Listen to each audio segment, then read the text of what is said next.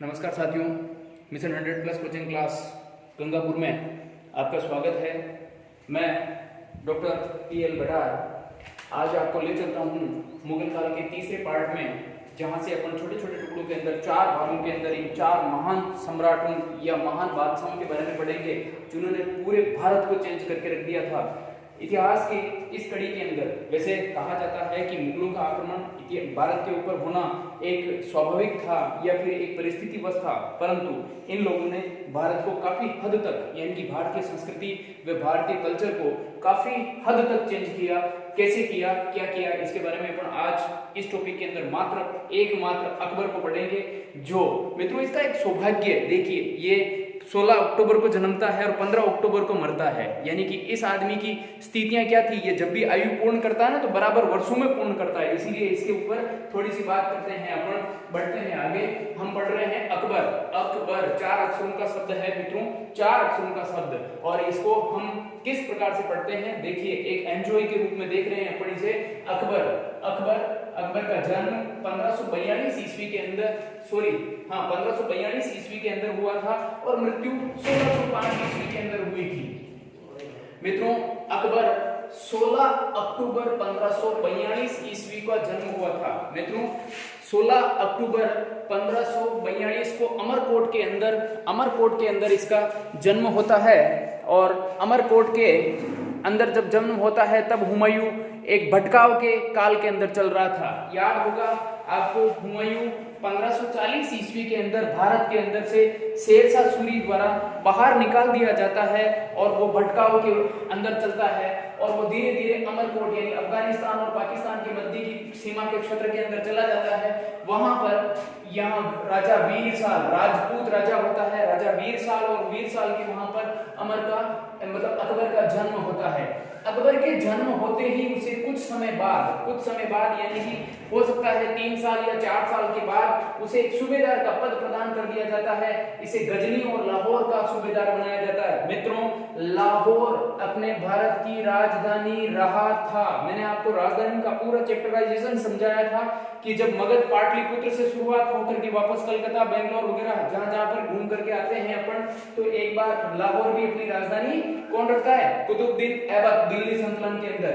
मित्रों कुछ परिस्थितियां चेंज होती है। मैंने कल आपको बताया था हुमायूं का शासनकाल पुनः वापस भारत के अंदर होता है और भारत के अंदर एक छोटे से उसके इतिहास लाइब्रेरी के अंदर चढ़ रहा होता है हुमायूं, और वहां से गिर करके उसकी मृत्यु हो जाती है। और वो लेनपोल ये भी कहता है कि लड़खड़ाते हुए जीवन जिया और लड़खड़ाते हुए भी मर गया था। मित्रों तो उसी के बाद जिस समय हुमायूं की दीन-ए-पनाह लाइब्रेरी या दीन-ए-पनाह पुस्तकालय से गिर करके मृत्यु हो जाती है, उस समय में अकबर कालानौर पंजाब के अंदर एक सूबेदार के पद पर नियुक्त था। वेरी इंपॉर्टेंट प्रश्न है मित्रों, वेरी इंपॉर्टेंट। इस प्रश्न के ऊपर आपको कई बार प्रश्न पूछे गए हैं। हर बार मैं आपको कहता हूं यूपीपीएससी या पीएससी के अंदर प्रश्न पूछे गए। मित्रों आप एविडेंस के रूप पर पुराने पेपर देख सकते हैं, ये प्रश्न कई बार आया हुआ है। अब चलते हैं, मैंने एक चीज और तारतम्य बिठा करके बताता हूं मैं आपको। 14 फरवरी को इसका क्या होता है? राज्याभिषेक होता है। याद करिए 14 फरवरी को क्या आता है? वैलेंटाइन डे आता होगा, शायद याद है ना आपको, परंतु मैं वैलेंटाइन डे नहीं ले जा रहा हूं। 14 फरवरी को ही बाबर का जन्म होता है। याद करना, 14 फरवरी को बाबर का जन्म हुआ था। कब हुआ था? 1483 ईस्वी में। ये 1556 के अंदर क्या होता है? कालानौर के अंदर ये क्या करता है? अपना राज्याभिषेक कराता है, और राज्याभिषेक बैराम खां करता है। राज्याभिषेक बैराम खां करता है। फिर चलते हैं, जिस समय राज्याभिषेक बैराम खां करता है उस समय वहां पर एक मिर्जा कासिम होते हैं, और मिर्जा कासिम इन्हें शहनशाह की उपाधि प्रदान करता है। किसको? अकबर को शहनशाह की उपाधि प्रदान करता है। मित्रों जब भी आप पढ़ने बैठते हो सबसे ज्यादा प्रश्न किया करो किसको किसको किसको, यानी कि हर बार आप आगे खिसकते जाओगे। किसको किसको पूछोगे, हर बार आगे खिसकते जाओगे। हुमायूं की मृत्यु के समय ये पंजाब के अंदर था या पंजाब का सूबेदार था।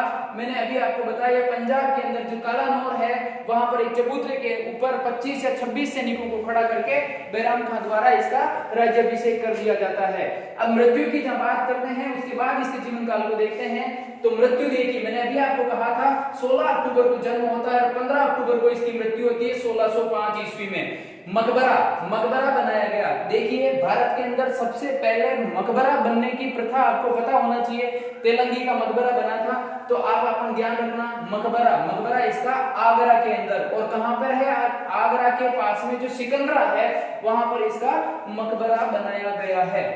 अब इसके जीवन काल को पढ़ने के लिए इसके जीवन काल को पढ़ने से पहले एक थोड़ी सी और चीज देखते हैं कि इतना बड़ा जीवन काल कैसे क्या होता है। तो देखिए जब हुमायूं मर जाता है तो हुमायूं जब मरता है तो दिल्ली के अंदर जो सूर वंश यानी कि इस्लाम शाह सूर होता है उसका आदिल शाह सूर उसका पुत्र होता है, और आदिल शाह सूर वापस पुनः दिल्ली की गद्दी पर बैठ जाता है। कुछ ये अब अगर पंजाब के अंदर राज्याभिषेक करवा रहा है तो दिल्ली में कौन बैठेगा, दिल्ली में आदिल शाह सूर बैठ जाता है। और जैसे ही आदिल शाह सूर बैठता है तो हेमू को इस बात की पता चलता है और हेमू आदिल शाह के ऊपर आक्रमण कर देता है।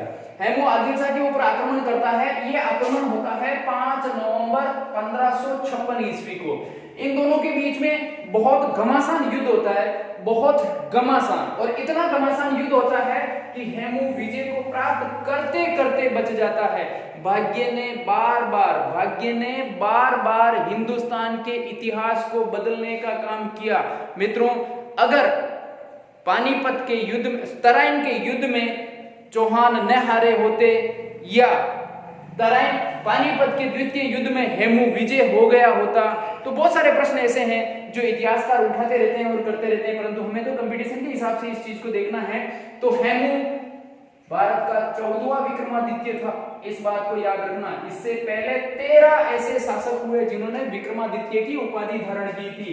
दूसरा प्रश्न यहाँ से याद करने लायक ये है, हेमू दिल्ली संकलन पर अधिकार करने वाला मध्यकालीन एकमात्र सुल्तान बना था। याद रखना, हिंदू था ये, हिंदू, सबसे बड़ी बात तो हिंदू था, क्योंकि लगभग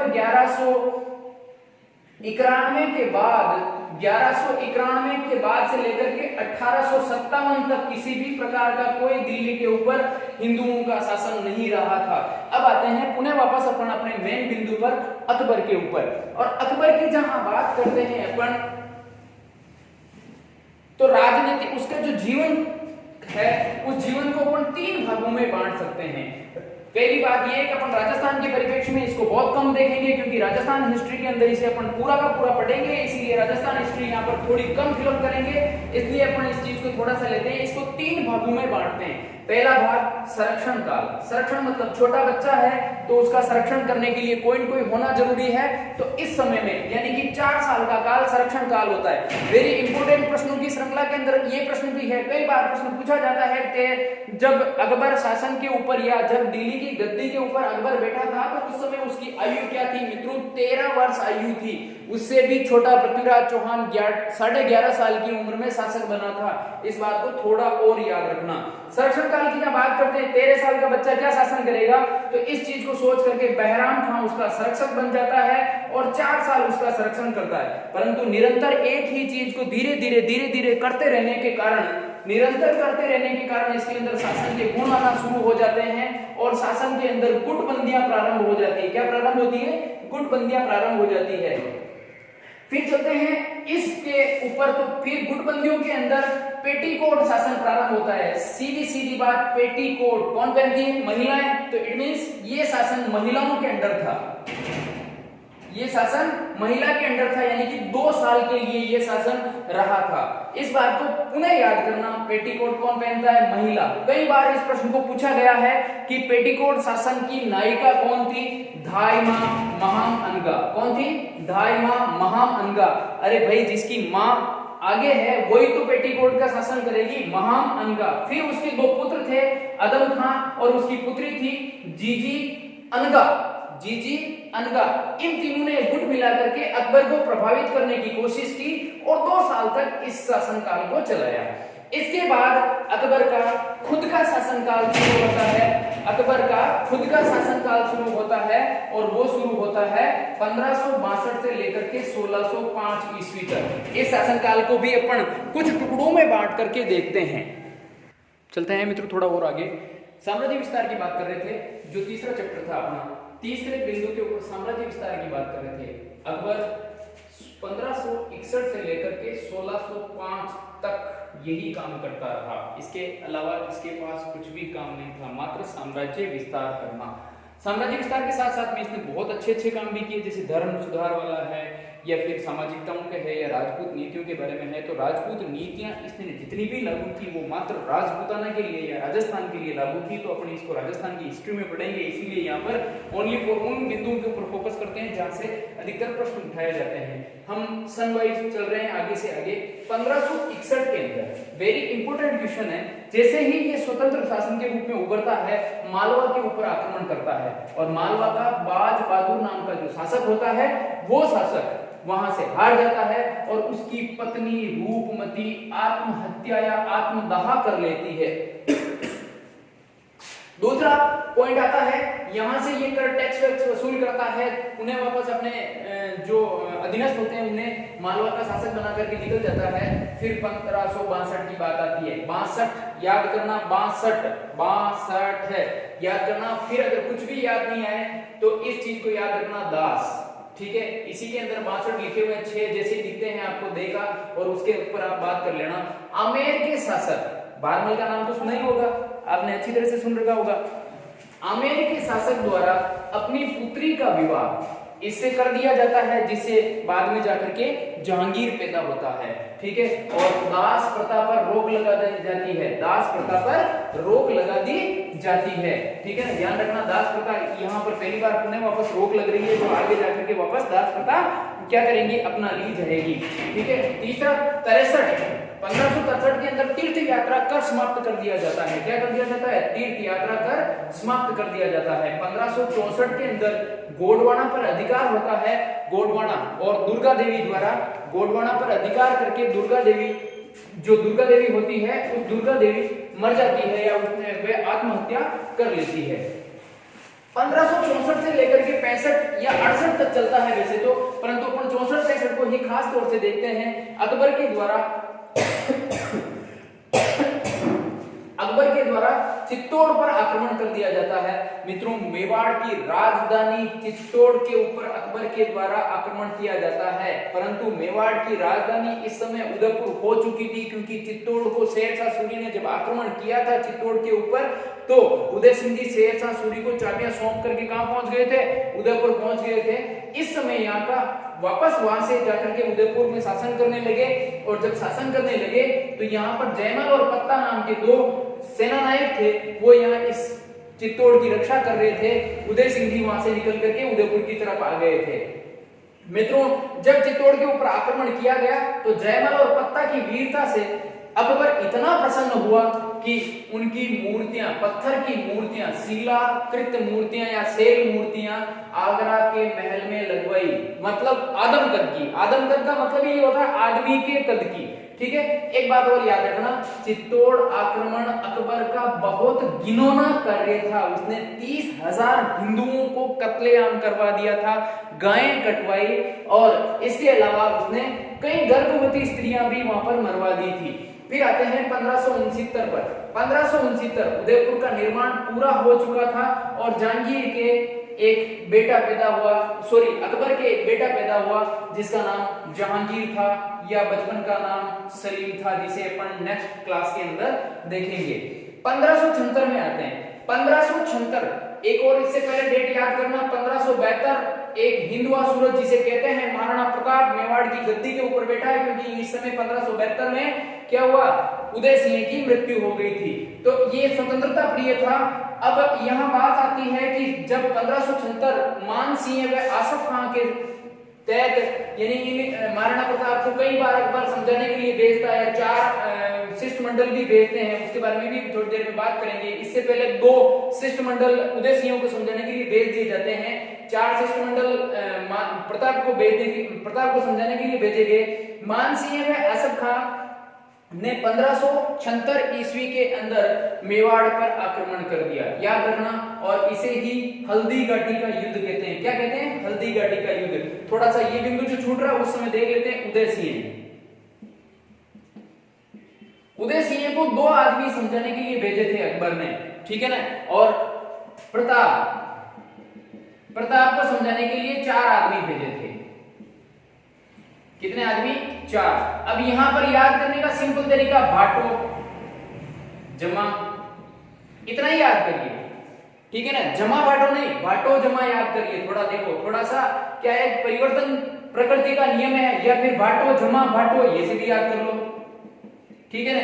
बारमल और टोडरमल को उदय सिंह को समझाने के लिए भी भेजा था, फिर बाद में जलाल खान, मान सिंह, बारमल और टोडरमल को पुनः वापस यहाँ प्रताप को समझाने के लिए भेजा था। ये वेरी इंपॉर्टेंट प्रश्नों की श्रृंखला के अंदर ये प्रश्न भी बहुत अच्छा प्रश्न है। फिर आते हैं हल्दीघाटी के युद्ध के बारे में। मित्रों, इतना भयंकर युद्ध हुआ, 16,000 की सेना प्रताप की थी और 80,000 की सेना सुल्तान की थी या बादशाह की थी, परंतु फिर भी प्रताप नहीं हारा, प्रताप विजय हुआ। लिख लेना, एविडेंस चाहिए तो हम आपको अवेलेबल करवाएंगे। फिर आते हैं हल्दीघाटी के युद्ध के ऊपर। हल्दीघाटी के युद्ध के अंदर 3 लेखक ऐसे होते हैं जो अलग अलग युद्ध कहते हैं। जैसे बदायूनी था, ये इसे गोगुंदा का युद्ध कहता है। अबुल फजल था, ये इसे कन्नौर का युद्ध कहता है। और कर्नल जेम्स टोड इसे मेवाड़ की थर्मोपोली कहता है। याद रखना, थर्मोपोली, ठीक है ना। फिर चलते हैं अपन इसके अगले बिंदु पर। मित्रों, हर एक चीज को शॉर्टेज में नहीं देख करके थोड़ा विस्तार में देख रहे हैं आज। चलते हैं आगे। हम राजनीतिक जीवन की बात कर रहे थे। राजनीतिक जीवन में हमने हल्दीघाटी का युद्ध देखा। अब एक छोटा सा बिंदु जो छूट रहा था वो देखते हैं। 1570 में नागौर का दरबार होता है और नागौर के दरबार के अंदर प्रताप का पूर्वगामी रायसेन मारवाड़ का शासक होता है। ये आकर के वापस चला जाता है। ये भी स्वतंत्रता प्रिय शासक था। फिर आते हैं 1582 के अंदर हम राजनीतिक जीवन पढ़ रहे हैं, ओनली फॉर साम्राज्य विस्तार। उसके बाद अपन धर्म, चित्रकला, सांस्कृतिक विधियां, ये सब अलग अलग पढ़ेंगे अपन। इससे पहले अपन ओनली फॉर राजनीतिक जीवन या आक्रमण पढ़ रहे हैं। तो दूसरा होता है मेवाड़ के ऊपर अपने दिवेर का युद्ध होता है जो 1582 ईस्वी के अंदर होता है। मित्रों, ये महाराणा के पुत्र यानी महाराणा प्रताप के पुत्र अमर सिंह व मुगल सेना के मध्य में होता है। और ये युद्ध इतना भीषण और इतना तीव्र युद्ध था कि अकबर की सेना भी यहाँ से कांप गई और बाहर भाग गई। इसी कारण इसे कर्नल जेम्स टोड ने मेवाड़ का मैराथन कहा है। याद करना, मेवाड़ का मैराथन। फिर अकबर ने काबुल पर इसी समय आक्रमण किया था, इसी वर्ष आक्रमण किया था और अपने अंडर में ले लिया था। तो ये पहला भारतीय बादशाह था जिसने काबुल को भी अपने अधीनस्थ कर लिया था। 1597 से लेकर के 16 तक इसने अहमदनगर दक्षिण भारत के अंदर आता है, वहां पर आक्रमण किया और चांद बीबी को हराया। चांद बीबी को हरा करके वो मौत के घाट मर जाती है, मतलब कुल मिला के मर जाती है। और यहाँ सर भी बस यहाँ से याद रखने वाला बिंदु ये है कि 1597 से 1600 तक। और अंतिम इसका युद्ध होता है 1601 ईस्वी में असीरगढ़ का युद्ध। याद करना, ऐसे असीरगढ़, ऐसे अंतिम। याद इस बात को थोड़ा ध्यान रखना, अकबर का ऐसे अंतिम, ठीक है ना। मीर बहादुर यहाँ का शासक था। मीर बहादुर को मार दिया जाता है, हार जाता है। और यहाँ पर एक विरोधाभास, ये भी इसके जीवन का अंतिम कलंक भी माना जा सकता है। सोने की चाबियों से खोला गया इस किले को। असीरगढ़ थोड़ा सा असर, पैसे देकर के थोड़ा असर करवाया, यानी कि यहाँ पर भी विरोधाभासात में, यानी कि किसी शत्रु को अपने साथ मिला करके ये खोला गया और इसका नाम धनदेश रखा गया, क्योंकि इतना सोना इसने दिया था जिसकी कोई लिमिट नहीं। इसके बाद अपन देखते हैं अगला बिंदु, राजनीतिक आक्रमणों के बाद अपन इसके ऊपर बढ़ते हैं। तो अकबर के काल में विद्रोह हुए थे। 4 विद्रोह महत्वपूर्ण है अकबर के काल के। पहला विद्रोह होता है 1564 ईस्वी में, मालवा का विद्रोह होता है मालवा में, ठीक है। और अब्दुल्ला खान विद्रोह करता है, इसे सैफ दबा दिया जाता है। फिर बाद में उसके बाद आते हैं 1566 ईस्वी में काबुल में होता है और मिर्जा हाकिम खान ये विद्रोह करता है, इसे भी सकुशली से दबा दिया जाता है, ज्यादा इसमें भी कोई परेशानी नहीं आती है।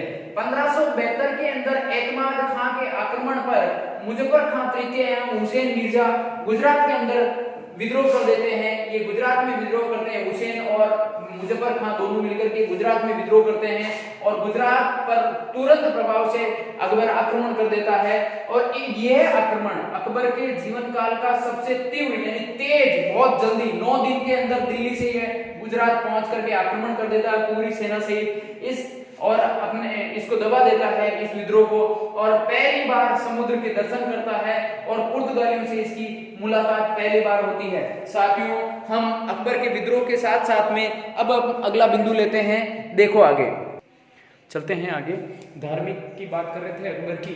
धर्म गुरु, सबसे पहले धार्मिक की बात कर लेते हैं। धार्मिक की बात करते हैं तो धर्म गुरु शेख सलीम चिश्ती, याद करना शेख सलीम चिश्ती के आशीर्वाद से ही सलीम का जन्म होता है और इस सलीम के कारण ही जहांगीर का नाम सलीम रखा जाता है। धार्मिक नीति की बात करते हैं तो सुलह कुल की नीति यानी समानता की नीति या आपसी समझौते की नीति को लेकर कर चलता है। धर्म विश्वास मतलब वहदत उल वजूद यानी परम तत्व यानी एक ही भगवान है, इसके ऊपर ये विश्वास करता था। अब धार्मिक कार्यों की बात करते हैं। धार्मिक कार्यों की बात करते हैं तो 1563 ईस्वी में तीर्थ यात्रा कर समाप्त कर दिया, यानी कि जो तीर्थों के ऊपर जाते थे उनके ऊपर जो यात्राएं करते थे उनके टैक्स को समाप्त कर दिया, यानी कि तीर्थ यात्रा कर समाप्त हुआ। 1564 में जजिया कर, जो एकमात्र हिंदुओं से लिया जाने वाला कर था और गैर मुसलमानों से लिया जाने वाला जो कर था उसे समाप्त कर दिया इसने। फिर देखते हैं 1575 ईस्वी में इसने इबादत खाने की स्थापना कराई। इसके जीवन काल की सबसे अच्छी चीज ये है तो वो है इबादत खाने का निर्माण करवाना और इबादत खाने के अंदर सभी धर्मों की घोषणा कर, मतलब सभी धर्म को बुलाना, आ जाइए आप, हम आपने बैठ करके बात करते हैं कौन सा धर्म अच्छा है कौन सा नहीं है। तो ये इबादत खाना फतेहपुर सीकरी के अंदर आगरा में बनवाया गया। फिर देखते हैं 1579 के अंदर, देखिए इबादत खाने को 1579 में सभी धर्मों के लिए खोला गया और सभी धर्मों के यहाँ पर पहले चर्चा करवाई गई और किसी भी धर्म से ये संतुष्ट नहीं हुआ तो इसने फिर क्या किया, देखिए मजहर की घोषणा करवाई, यानी खुद ने एक अपना धर्म बनाने की घोषणा करवा दी और खुद को अपने आप को अल्लाह का या पैगंबर का दूत समझ बैठा। ये प्रारूप इसका शेख मुबारक ने बनाया था। मजहर की जो घोषणा होती है उसका प्रारूप शेख मुबारक बनाता है। ये इंपॉर्टेंट क्वेश्चन है, इसके ऊपर थोड़ा फोकस करना। फिर एक और अकबर को इसके अंदर अमीर उल मोमिन यानी भगवान का प्रतिरूप या भगवान की छाया का रूप दिया गया या छाया कहा गया और संबंधित यानी कि एक स्मिथ होता है, वी स्मिथ जो आता है, बुधहेक स्मिथ जो आता है वो इसे अचूक आज्ञा पत्र मानता है, यानी कि जो है जो सब कुछ अकबर है और अकबर से ऊपर किसी प्रकार का मुल्ला या मौलवी नहीं थे इस चीज के ऊपर। 1582 ईस्वी में दीन ए इलाही धर्म चलाया। एकमात्र बीरबल एकमात्र शासक या एकमात्र इसका अधीनस्थ कभी मतलब वो था दरबारी जिसने इस धर्म को ग्रहण किया। और इसके अंदर आते हैं अगर दीन इलाही के अंदर तो रविवार के दिन इसकी दीक्षा दी जाती थी और अकबर उसकी पगड़ी पहनता था और अकबर को उसकी पगड़ी पहनाता था। इस तरह से उसको शिष्य बनाया जाता और अकबर उन्हें गले लगाता था। तो इसकी ज्यादा नहीं चल पाई और मानसिंह को जब इसने कहा तो मानसिंह ने कहा धर्म में क्या रखा है, जहां पना ऐसी बात आती है ध्यान रखना। फिर आगे चलते हैं तो इसकी उदारता के रूप देखते हैं तो गुरु वल्लभाचार्य के पुत्र विठलनाथ को इसने गोकुल और जयपुरा की जागीरें दान में दी थी। फिर बात करते हैं सिख गुरु अमरदास के बारे में, ध्यान रखना सिख गुरु अमरदास के बारे में बात करते हैं तो यहाँ पर उन्हें 500 बीघा जमीन दान दी थी सिख गुरु अमरदास को और वो अभी जो अमृतसर का जो मंदिर है वो उसी 500 बीघा जमीन के अंदर ही बना हुआ है, ध्यान रखना। फिर बात करते हैं अपन जैन आचार्य, इसकी मतलब उदारता की बात करते हैं तो इसने अपने यहाँ पर विचार करने के लिए 2 आचार्यों को बुलाया था। एक जैन आचार्य हरि विजय सूरी था, याद करना हरि विजय सूरी, और दूसरा जीन विजय सूरी। जीन का मतलब होता बहुत बड़ा यानी युग। तो इसे किसकी उपाधि प्रदान की गई, युग गुरु की उपाधि प्रदान की गई और हरि विजय सूरी को जगत गुरु की उपाधि प्रदान की गई। ये प्रश्न आपके लिए बहुत इंपॉर्टेंट प्रश्नों की श्रृंखला के अंदर है। अकबर ने अपनी धार्मिक उदारता का परिचय देते हुए सिक्कों पर सीताराम का चिन्ह है और सीताराम मतलब राम सिया लिखवाया। धार्मिक विरोधी की नीतियों की बात करते हैं तो नक्शबंदी संप्रदाय है जो अकबर का विरोधी था और उनमें भी खास करके संत शेख अहमद सरहिंदी इसके विशेष रूप से विरोधी थे। इस बात को लेकर के आगे चलते हैं और देखते हैं इसके अगले जीवन। हम पढ़ रहे थे सामाजिक जीवन। सामाजिक जीवन के अंदर अकबर ने कई कुरीतियों का मतलब उन्मूलन कर दिया था। सबसे पहली बात करते हैं तो विधवा विवाह को पुनः प्रारंभ किया या मान्यता प्रदान की। उसने सती प्रथा को बंद कर दिया, शराब बिक्री बंद कर दी, विवाह की आयु लड़के और लड़की के विवाह की आयु लड़की 16 वर्ष और लड़का 18 वर्ष का निर्धारित कर दिया। और सबसे बड़ी बात उसने वेश्यावृत्ति जो चल रही थी उस जमाने के अंदर तो वेश्याओं के लिए अलग से एक नगर बसाया, उसका नाम शैतानपुर था। Important, very very important, red line से लिखो इसे, ठीक है। फिर आते हैं आर्थिक जीवन की बात करते हैं, तो इस काल को मुगल काल का स्वर्ण काल अर्थ जीवन के रूप में भी कहा जाता है। मित्रों, इसने कई प्रकार के सिक्के चलवाए, अनाप शनाप जिसे अपन कह सकते हैं। पहला मुहर इलाही, ये दोनों सिक्के सर्वाधिक प्रचलित सिक्कों की श्रेणी में थे। संसद सबसे बड़ा सिक्का था, 101 तोला, यानी कि लगभग अभी वर्तमान के अंदर 1 किलो और 10 ग्राम के आसपास का होता है। फिर एक जलाली सिक्का था जो चांदी का चौकोर सिक्का था, और एक दाम है जो तांबे का सिक्का था। ये इसके सिक्के थे, मुहर, इलाई, संसद, जलाली, दाम, ठीक है ना। फिर आते हैं राजस्व के बारे में बात करते हैं, तो इसने सिकंदरी गज की जगह पर इलाही गज, यानी जो डोरियां होती थी, तनम होती थी, उसकी जगह पर बांस का प्रयोग स्टार्ट करवाया। और डोरी बांस की जगह पर, जो बांस था उसके बीच में जो डोरी लगती थी मापने के लिए, तो उसकी जगह पर लोहे की कड़ियां लगवाई।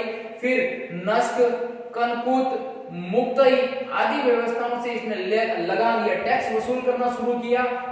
फिर सर्वश्रेष्ठ प्रणाली जिसे कहा गया अकबर की, वो ये थी 1580 ईस्वी में टोडरमल ने आईने दयाशाला लागू की, जिसे इसकी राजस्व व्यवस्था का आधार माना गया। मित्रों, फिर चलते हैं अपन स्थापत्य कला में। अकबर ने अपने जीवन काल के अंदर बहुत अच्छे अच्छे स्थापत्य करवाई। उसमें सबसे पहले उसने अपने पिताश्री का, हुमायूं जो थे, उनका दिल्ली में पहला मकबरा बनवाया। ये मकबरा मैंने आपको बताया था पिछले वीडियोस के अंदर कि ये मकबरा बाग पद्धति पर आधारित है और दोहरा गुंबद वाला मकबरा भी है। आगरा में लाल किला बनवाया और लाल किले का प्रारूप कासिम खान ने बनाया था। लाल किले के अंदर भी अकबर का महल और जहांगीर का महल विशेष इंपॉर्टेंट रूप से इसी के निर्माण में है, जो अच्छे थे। सबसे बड़ा किला इसने इलाहाबाद के अंदर बनवाया, जिसे इलाहाबाद का किला कहा जाता है। फिर सबसे बड़ी बात, फतेहपुर सीकरी का निर्माण करवाता है, और फतेहपुर सीकरी का निर्माता बहाउद्दीन यानी कि कारीगर बहाउद्दीन था।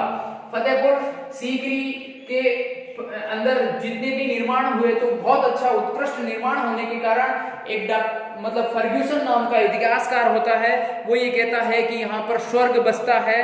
और वो एक चीज और भी कहता है, वो कहता है कि यहाँ पर फतेहपुर सीकरी उस महान व्यक्ति की कारीगरी है जिसने इसे बनवाया है। फिर अगला इतिहासकार स्मिथ जो कहता है कि यहाँ के पत्थरों में भी रोमांस है, यहाँ के पत्थरों में भी रोमांस है। फतेहपुर सीकरी का निर्माण चापाकार शैली के अंदर हुआ था। Who is that चापाकार? चापाकार का मतलब होता है हिंदू और मुस्लिम की मिश्रण शैली से इसका निर्माण हुआ था। फतेहपुर सीकरी के अंदर एक तुर्की सुल्तान का महल बना हुआ है, उसे फर्सी ब्राउन ने मुगल स्थापत्य का रत्न कहा है, यानी कि डायमंड बोला है। और तुर्की सुल्तान के महल को फर्सी ब्राउन ने तो रत्न कहा और फर्ग्यूसन ने पत्थर में रूमानी कथा बोला है। मित्रों, इसके आगे अपन और देखते हैं, यानी कि पत्थर में रूमानी कथा किसने कहा? फर्ग्यूसन ने कहा। इसके आगे एक अगला बिंदु चलते हैं आगे, हम पढ़ेंगे चित्रकला। चित्रकला में अकबर के शासनकाल के अंदर सर्वाधिक भित्ति चित्रकारी को प्रोत्साहन मिला था। याद करना, भित्ति चित्रकारी। और इसके शासनकाल के अंदर एक बहुत बड़ा महाभारत का जो अनुवाद होता है उसके पृष्ठ शीर्षों के ऊपर चित्रकारी होती है। तो रजनामा के ऊपर जो रजनामा जो पांडुलिपि है, उस चित्रों की पांडुलिपि रजनामा है, जिसका मोहम्मद शरीफ नाम ने इसका अनुवाद किया था या इसको रचित किया था रजनामा को, जिसके ऊपर जो चित्र बनेंगे ये भी इसके शासनकाल के अंदर ही बने थे। फिर इसके सबसे बड़े दो मतलब चित्रकार हुए थे, एक दशावन था और एक बसावन था। दशावन और बसावन, ये दो चित्रकारों को छोड़ करके एक अब्दुल समद भी और था, अब्दुल समद। याद करना इसको। फिर इसके ऊपर मैं आपको एक ट्रिक बताता हूँ, याद करने का तरीका भी अभी आ जाएगा, ठीक है। दशावन उत्कृष्ट था, यानी कि 10 में से 10 नंबर लाने वाले को अपन कहते हैं उत्कृष्ट। तो दशावन उत्कृष्ट था, अग्रणी था, यानी आगे जो आगे आता है 100 में से 100 नंबर नहीं बल्कि 10 में से 10 नंबर लाता है जो टेस्ट के अंदर, वो क्या है? 10 में से 10 यानी उत्कृष्ट या अग्रणी।